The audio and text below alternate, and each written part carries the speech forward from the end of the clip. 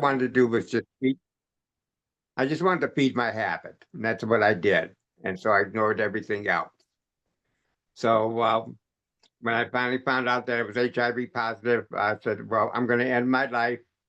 And um, I just overdosed on drugs, and they kept me in the hospital. And that's when I met a nurse, and it was a registered nurse, but she wasn't doing uh, uh, she was involved with a new study for newly diagnosed. And honestly, she saved my life. Um, he said, "You don't have to get into treatment right now, but we care about you." And they said that they're coming out with new drugs are being developed, and did I want to join a research study and how I could benefit being part of research study.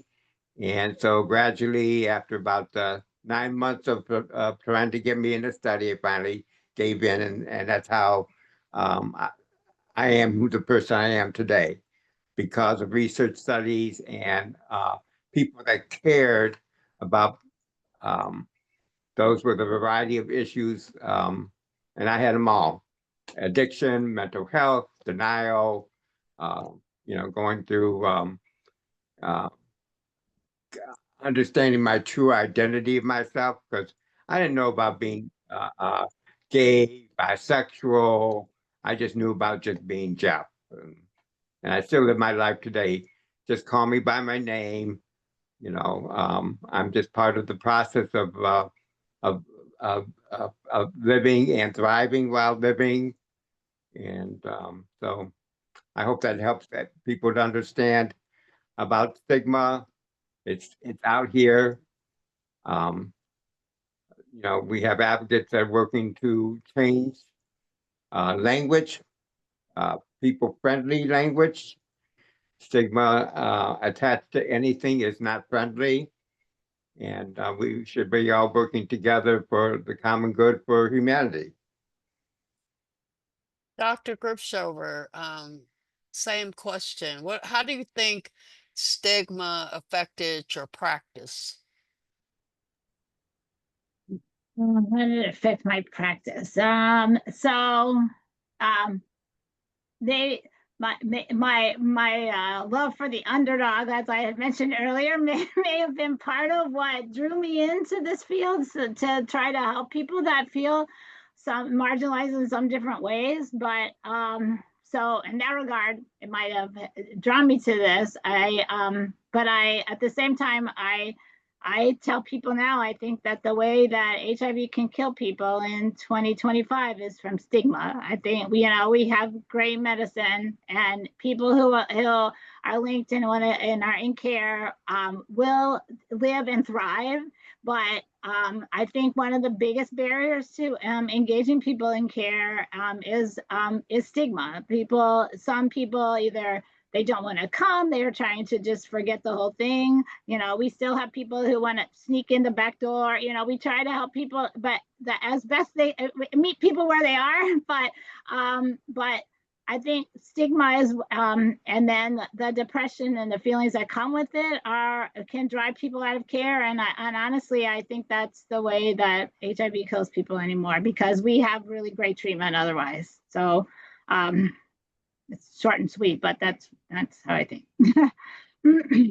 Francesca, what do you think about stigma and how it has affected your journey with HIV? This is what I will say. Stigma is so present in everyday life for all of us, whether you work in the field or whether you live with.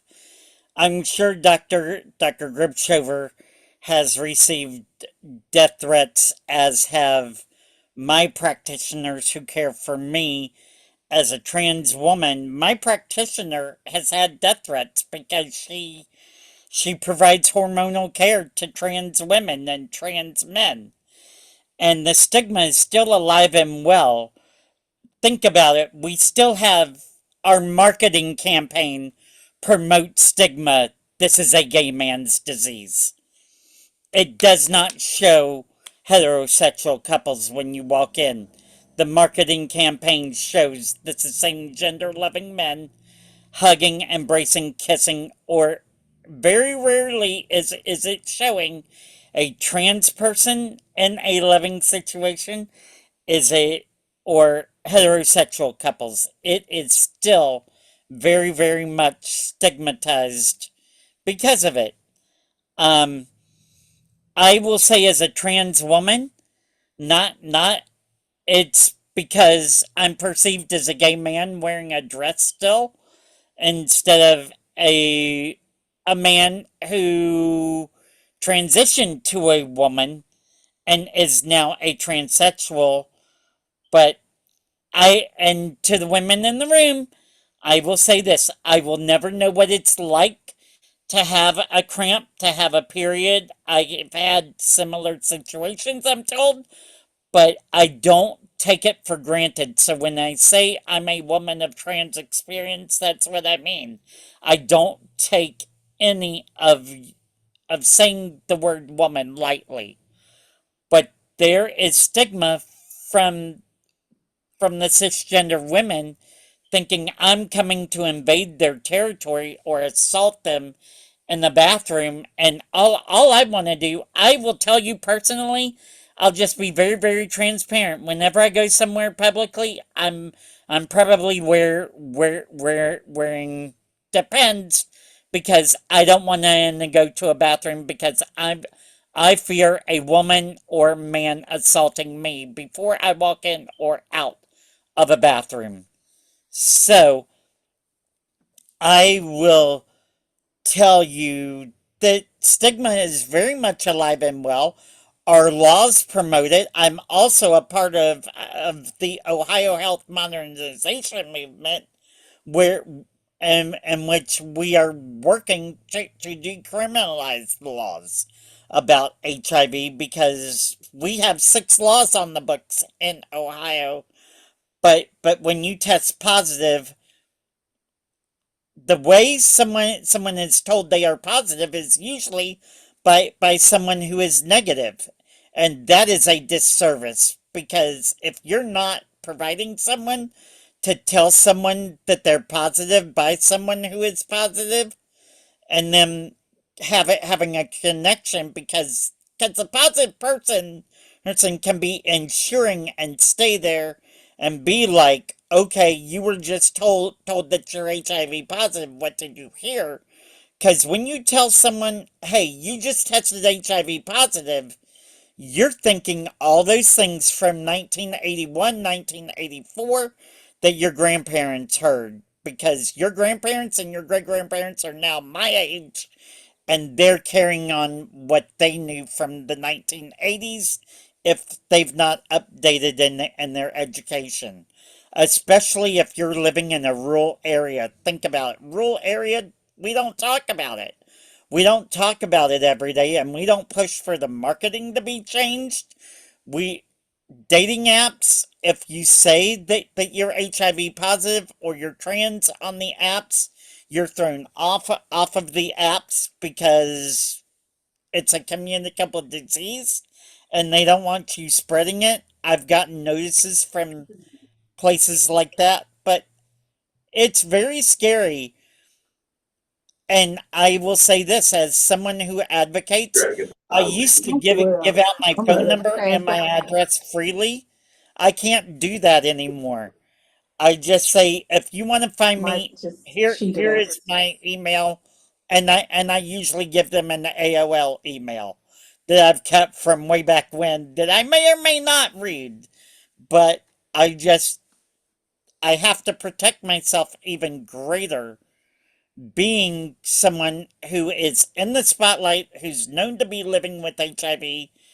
I just received another death threat a month ago. So yes, so these things are real and they're evident and stigma's alive and well and our current administration promotes it. Our current political climate has allowed it to show its face and give it a smile Thank you, as we try to fight it. Francesca. Thank you for that. I don't know if Jeff or Talib were able to answer the question about stigma. Do you think it's alive and well? Do you think it's changed? Well, I think it's alive and well. I tend to agree with Francesca. Her experiences are real because I know that she speaks real language. Um, um, I know stigma is alive and well, not just with HIV, but in a lot of other aspects of anybody's life. Um, I'm an independent thinker, so I don't declare any one party over another. I base on what my relationship is with each individual that uh, our paths may cross. So that's I'm trying to keep it simple. Stigma is alive and well, just not only in HIV, but in a lot of different aspects of everybody's individual life. Thank you. Talib, before we move on, do you have a response to that? Stigma, alive and well? Uh, I do think it's alive and well. It's um, as Francesca was saying earlier, it's described, in a negative term to make people feel ashamed, feel unworthy, and so the people who are impacted by the stigma are the people who have this disease. And they're afraid to say they have it, and for fear, because I can remember back in the day when I disclosed to people, and if I was at their house, they had styrofoam cups, styrofoam plates. If they let me in their house, or they wouldn't sit next to me, those kind of things are still true today. And the stigma of the illness, like Dr. Grusho mentioned, keeps people from seeking help. It's not like it was when I got diagnosed. The prognosis is a lot infinitely better than it was, almost 40 or 38 years ago. And people still think of it. I still have friends who haven't, back then they wouldn't even tell their loved ones, their family, their kids, and it's still true today that people don't want to disclose or don't want to know. I know people when I was locked up, they didn't want to know if they had it, right? And some people get tested and don't want to know. So I think the stigma is alive and well, and I don't know that we advocate enough the advances in medicine and treatment that this is not a death sentence, it's a chronic illness. And so I think there's a lot more work to be done. Thanks. Thank you. So I have a question because I know that we do a lot. Oh, Dr. Ripshover, I'm sorry. Someone asked in the chat about do you, when people first come to your office, whether they're newly diagnosed or they come from another city, so that means they've had HIV, but they're new to your practice. What triage do you do? Do you do something with mental health where you assess their mental health, or do you allow them to say, yes, I've been diagnosed with a mental health? How does it work when in terms of looking at a person living with HIV, their mental health? Well, yeah, certainly we screen, and actually that's really part of, all good medical care should be screening for mental health. That is part of health, right? So, but because we know their mental health problems are more prevalent, we definitely always screen for depression with a routine screen. The person in the chat asked for like a routine internal stigma screen. We don't actually have a question. We have people actually do a questionnaire of, a measure for the depression. We don't have that for stigma, but I do try to, as I put in the chat, I always ask people who they've told, because that can say a lot if they don't feel like they can tell anyone.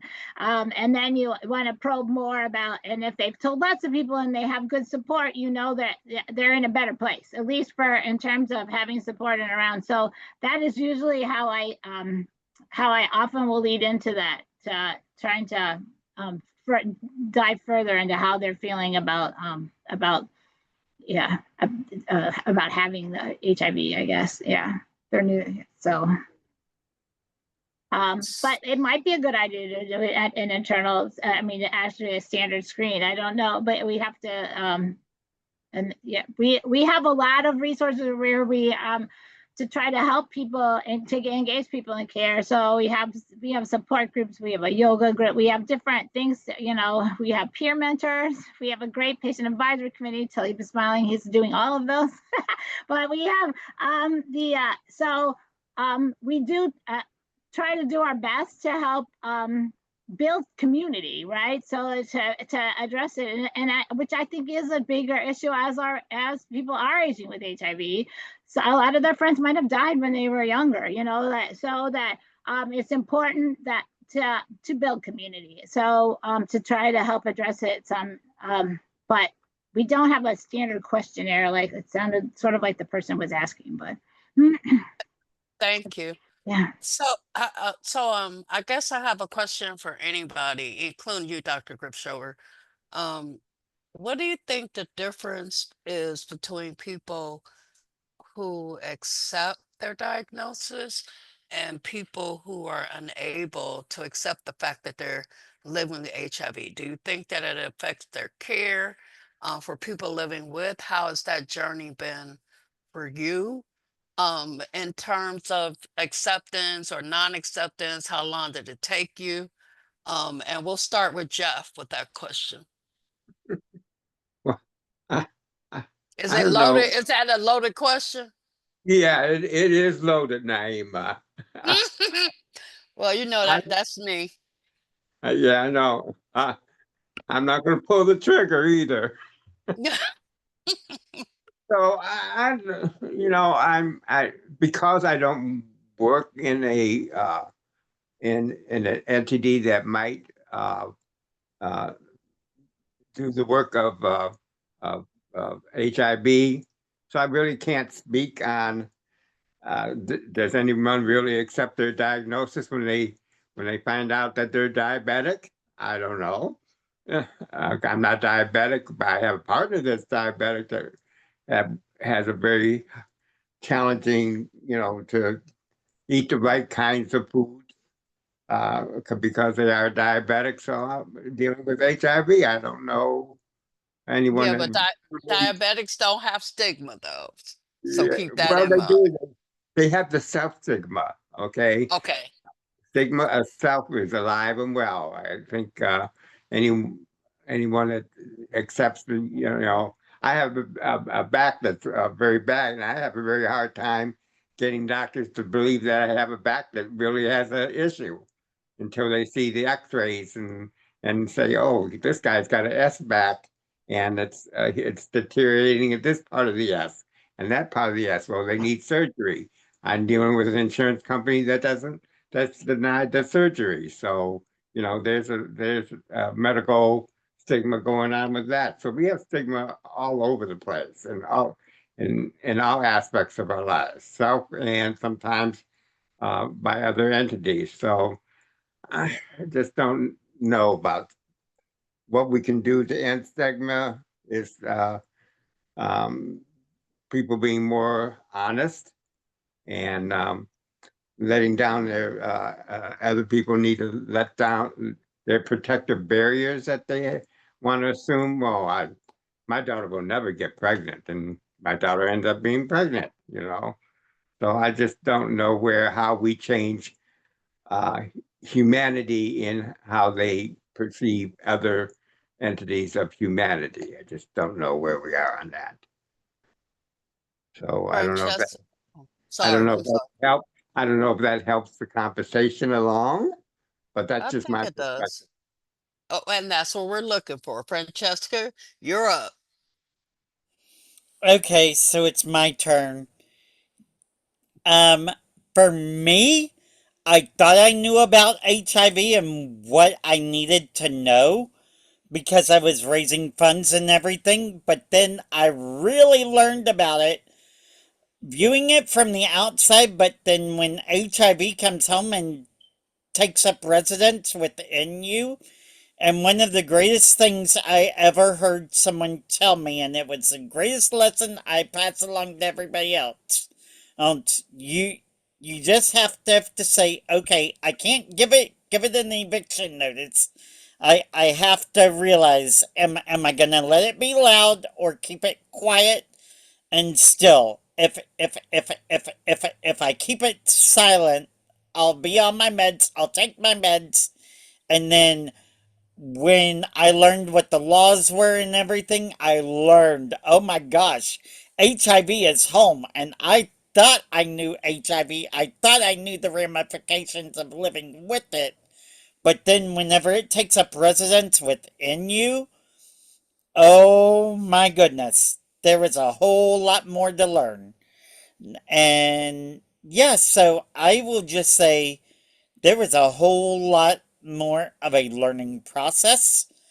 And I also think when someone says, "Oh, well, this is what I heard because Dr. Google or Dr. Facebook, Dr. Instagram, Dr. X, Dr. whatever, or God forbid someone would say Dr. Oz says this or Dr. Kennedy says this," who don't have a license, or the Ohio representatives practicing medicine without a license.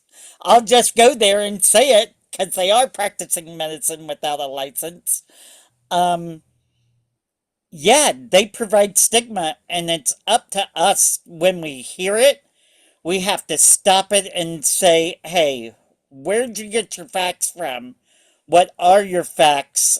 And sometimes I'll just stand there and I'll let them talk, and then I'll be like, "Oh, so you don't know that I'm trans.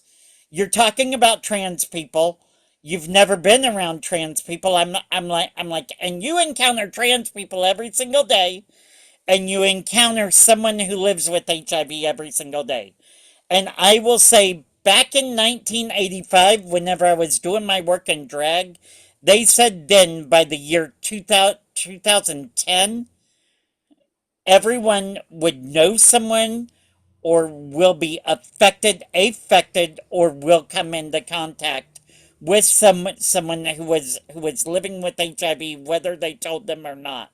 So I just push the button and say, well, you don't know if the person in front of you who bought groceries, if they're living with HIV, you don't know if they're trans.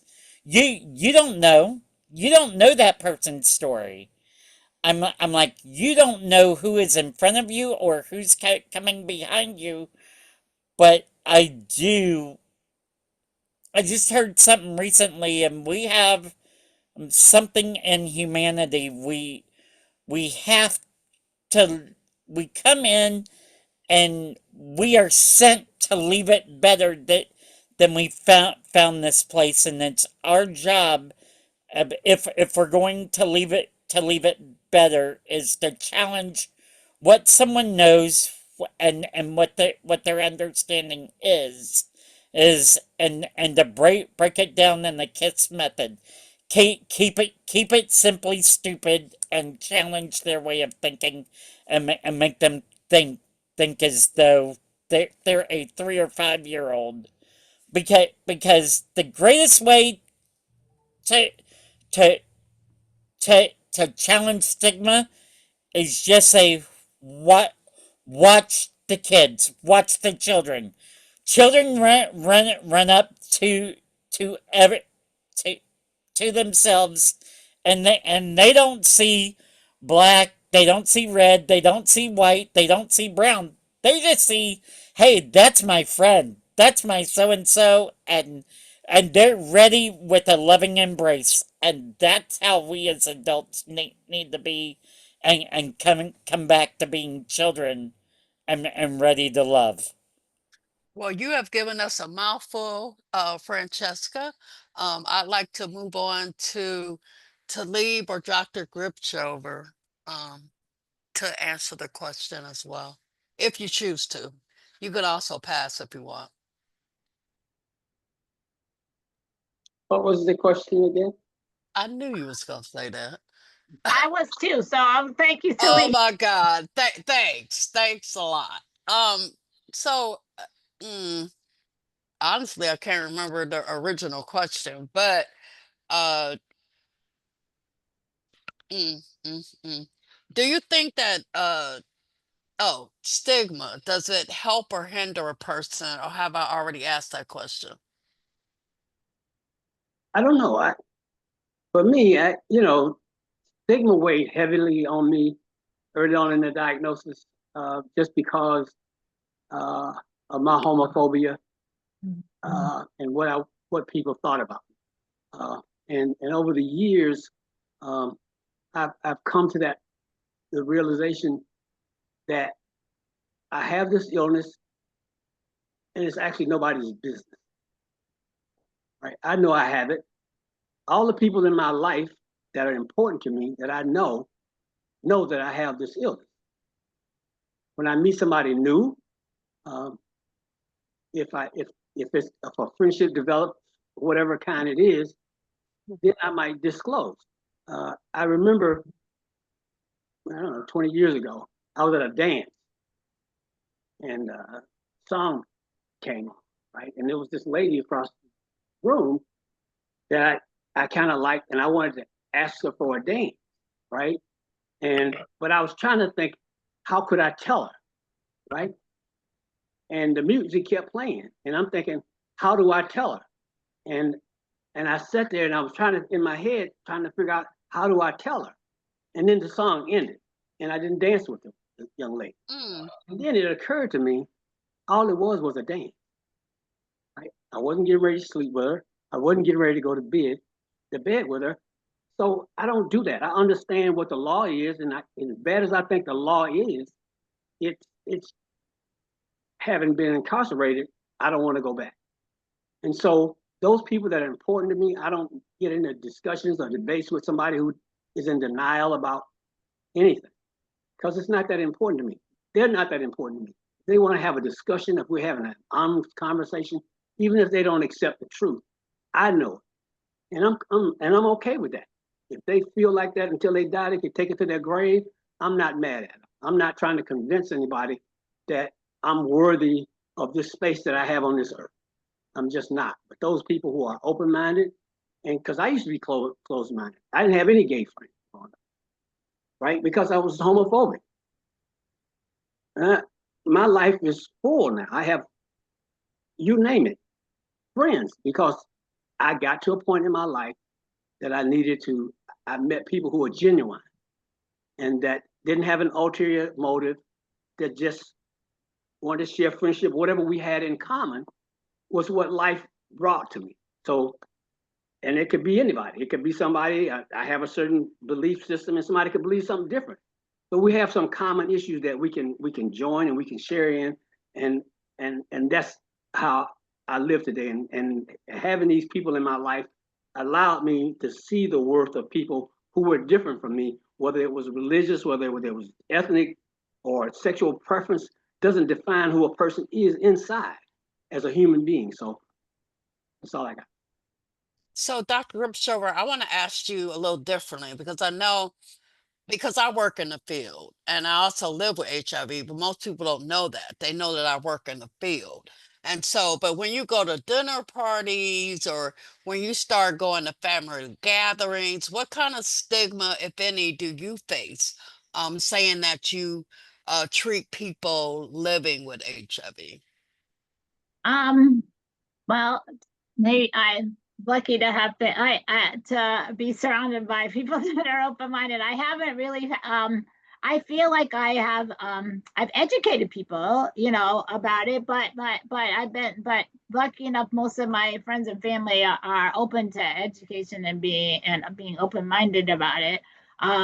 So I haven't I they might wonder later, like, why'd you pick to do that? But but no one's ever made me think that, like, why would you not want to do that? And in turn, when you were asking I think in general, as I already mentioned, that stigma can mostly keep people out of care. But I have to say, on occasion, I've seen it go the other way. I can think of one patient who was like, actually there's several that always take their HIV medicine. They're always undetectable, but their diabetes is out of control, or their high blood pressure is out of control, or whatever their other issues. And part of why they're always taking their HIV is because they don't want anyone to know. And somehow it's okay to have diabetes, but it wasn't okay to have HIV. And so and that's why I say I'm a better HIV doctor than a diabetes doctor, honestly. But it's also easier because you could just take a pill. You don't have to change your diet.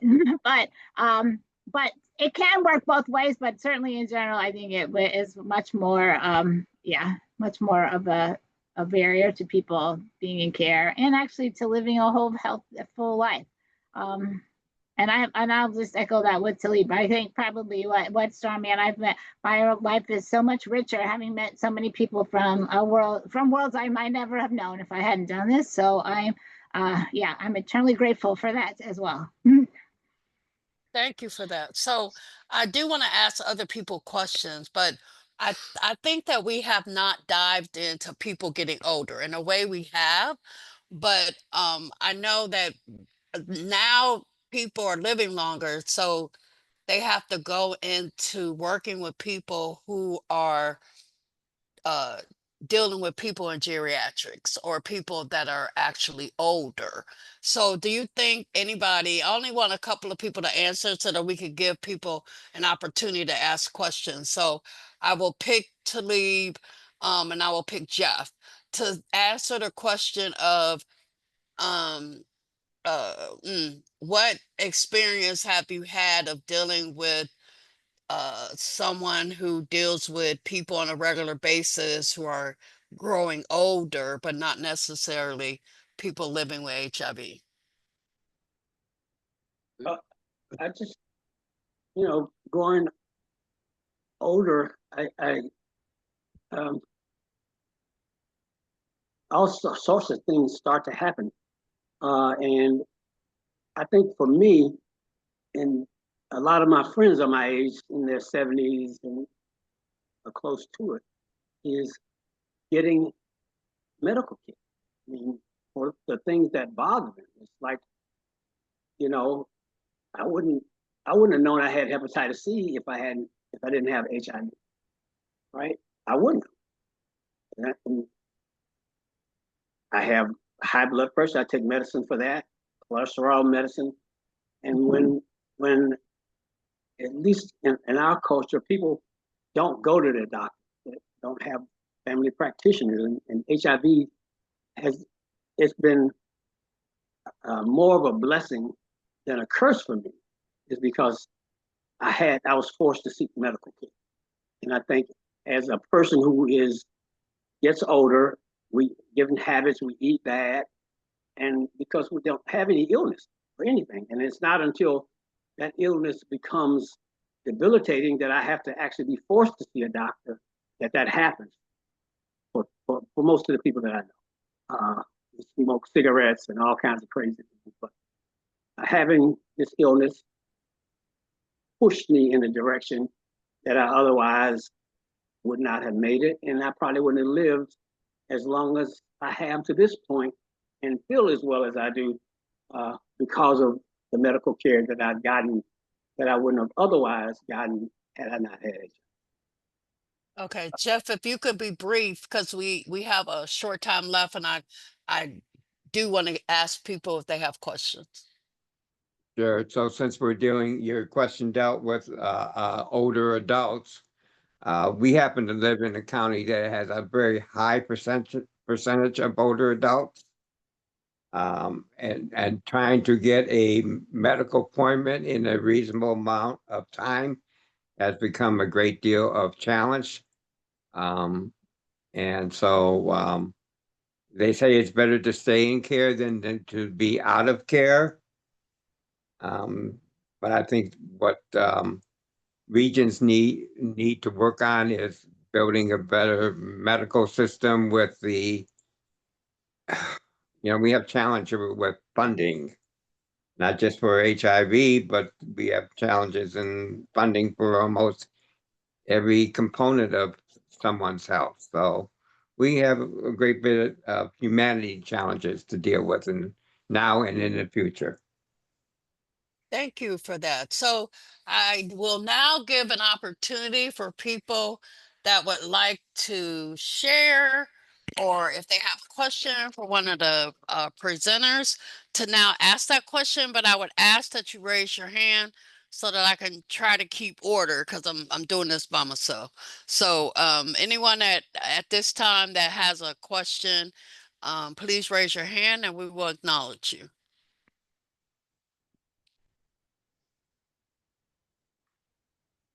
Oh. What happened to somebody who had a question and had their hand up? Did they not have that question anymore? I don't know, Hmm? but I will throw this in there, Naima. As we age, we think about relocating to places like Florida, etc. And I will warn you, I just came back from Florida. It's very hard to get connected with care there. And so you're better off staying up in the northern area. And Ohio is one of the best places for HIV resources, period. In the country, Ohio has some of the best and most resources. It is beating California, I'll tell you that. Okay, thank you. Dora, I hope I said your name right. You have your hand up. If you could come off mute, we'd appreciate your response. Um, Hi. Oh, I'm Mm, sorry. I'm Can bad you with hear names. me? So yeah. Yes, What it's question did you have, sir? so I'm Dorian Besson and I am from Cape Town in South Africa, and I facilitate the monthly I facilitate the probably the only monthly, probably the only HIV support group in the Western Cape at the moment. And a lot of our members are over 50, and I just myself turned 40. I on the 5th of December I would be living with HIV for 20 years. And so how do you navigate becoming older in a society whose mindset still thinks of HIV as a gay disease, first of all, and then as in Cape Town they call it, unclean illness of some sorts. How do you navigate growing older and deal with the ignorance of society while still trying to keep your sanity, I suppose?